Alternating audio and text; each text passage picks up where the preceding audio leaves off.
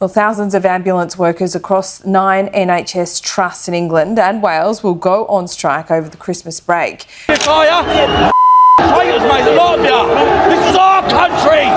You should be here standing with us. Union members will walk out on December 21 in protest at a 4% pay rise offered by the government. Britain's emergency system is no longer bending under pressure. It is folding in real time, in full view, and the consequences are now impossible to deny. More than 40,000 qualified nurses have walked away from NHS employment in England alone. That is over 11% of the workforce gone, not transferred, not redeployed, gone. At the same time, 61 emergency response zones were downgraded in just 24 hours. Over 5,700 life or death calls were rerouted away from their nearest crews. In some regions, ambulance response times stretched to nearly 3 times the national target. This is not a warning sign anymore. This is failure happening at street level. The collapse did not begin with one dramatic incident. It began quietly, with call handlers hearing fear instead of urgency in the voices of crews. With dispatch screens lighting up red not because calls had stopped coming in, but because ambulances could not move safely through the streets. Violence, disorder, and public confrontation have become part of routine emergency work. Paramedics are now operating in environments where crowds surround vehicles, shout abuse, block access, and challenge crews before they can even step out. What was once rare has become pattern. What was once unthinkable is now logged as standard risk. Across England, ambulance teams are requesting police escorts for calls that would normally require nothing more than a stretcher and oxygen. Several regions have quietly restricted nighttime deployments after crews reported being followed, surrounded, or physically blocked while trying to reach patients. Internal NHS briefings use language that is stark and unsettling. We are losing safe access to parts of our own cities. That sentence alone should have triggered a national address. Instead, ministers insist the system is stable, describing the crisis as temporary strain. Inside the service, no one believes that anymore. The strain has turned violent. In multiple cities, emergency calls have been delayed not by traffic or distance, but by clashes unfolding around the very vehicles sent to save lives. In South Manchester, a routine chest pain call escalated into a standoff when a crowd gathered outside a disputed migrant housing block. Arguments spilled into the road. Police sirens competed with shouting. Ambulance access was blocked as tempers flared. Officers arrived to disperse the crowd, only to be met with resistance. Shoving broke out. Protesters accused police of protecting the wrong people. Paramedics remained trapped in their vehicle as the situation spiraled. By the time order was restored, neighbors had attempted to move the patient themselves. In East London, an ambulance responding to a stabbing was hemmed in by bystanders filming, shouting, and refusing to clear the road. Police moved in to force a corridor, leading to brief but chaotic clashes as officers pushed protesters back from the vehicle. Bottles were thrown. Batons were raised. The scene resembled a public order incident more than a medical emergency. The dispatcher logged 2 words that are now appearing with disturbing frequency: "Scene unsafe." By midday, internal NHS dashboards flagged a nationwide spike in obstructed access incidents, nearly triple the weekly average. These were not isolated flashpoints. They clustered repeatedly in the same neighborhoods, areas already strained by overcrowded housing, migration pressure, and simmering local tensions. Emergency planners describe it privately as a collapse of social boundaries. People no longer instinctively move aside for ambulances. They challenge, confront, and escalate. Emergency workers, trained to treat trauma, not manage hostility, are absorbing the fallout. In Birmingham, a paramedic crew was surrounded by a group who believed the ambulance had been sent to help the wrong side of a street dispute. Police arrived to extract the crew as shouting turned into pushing. Body cam footage shows officers forming a line as the ambulance reversed out under protection. In Bradford, a mental health response team was forced to retreat after objects were thrown during a heated confrontation between residents and police trying to clear access. The patient deteriorated while crews waited for the area to be secured. In Leicester, a nighttime call ended with officers in riot helmets escorting an ambulance through a crowd after scuffles broke out between protesters and police trying to establish a safe perimeter. What ties these moments together is not just violence. It is unpredictability. Emergency medicine depends on one assumption above all others: that the public will allow access. That assumption is collapsing. Paramedics are not riot-trained. They are not equipped for street clashes or crowd control. Yet increasingly they are entering environments where emergency care and public disorder collide. When crews begin hesitating before stepping out of their vehicles, when dispatchers pause because they cannot assess whether a call is medically urgent or tactically dangerous, the system enters existential danger. Officials continue to describe these events as isolated tensions. Internal reports say the opposite. This is systemic, it is accelerating, and it is reshaping how Britain's emergency network functions. Ask any medic working today, and they will tell you the same thing. The streets didn't become unsafe overnight. The system just finally admitted it cannot control them.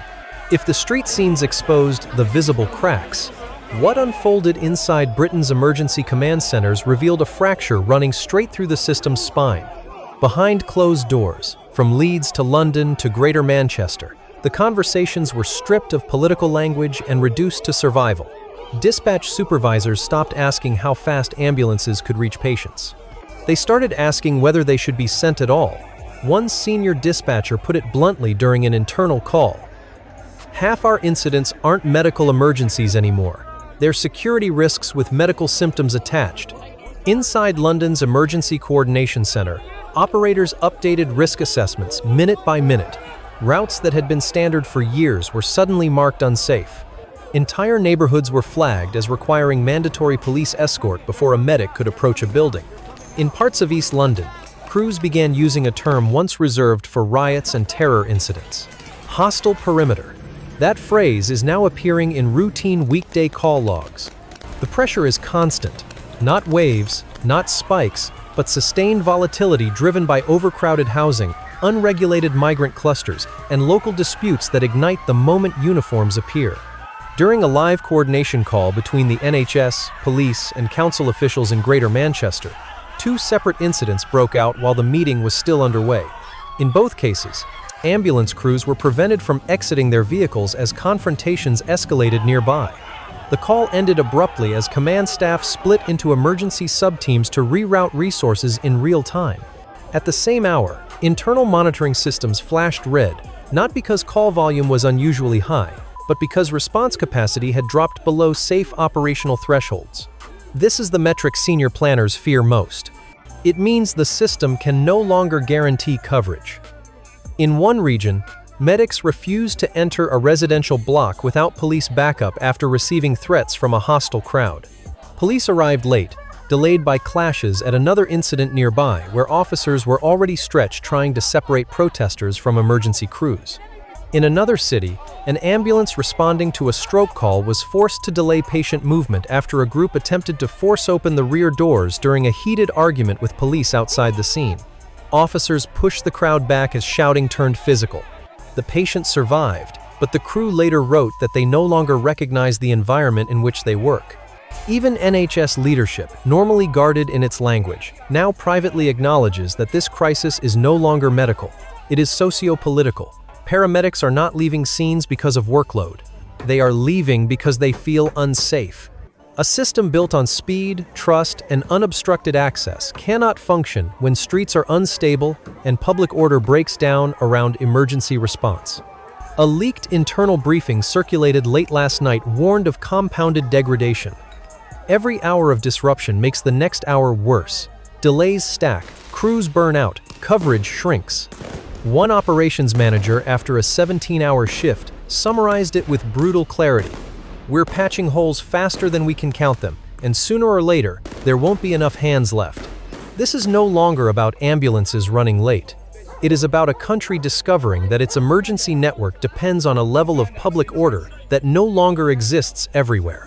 When police are pulled into constant crowd control around medical incidents, when medics require escorts to reach patients, the entire architecture of emergency care begins to unravel. Inside Westminster, the official line remains calm to the point of denial. The system is responding. The situation is monitored. Resources are being deployed. But speak to anyone inside emergency operations, and the same sentence keeps coming back. The government does not understand how fragile this has become. The blind spot is not data, it is distance. While paramedics document scenes they cannot safely enter, ministers speak in abstract terms that collapse on contact with reality.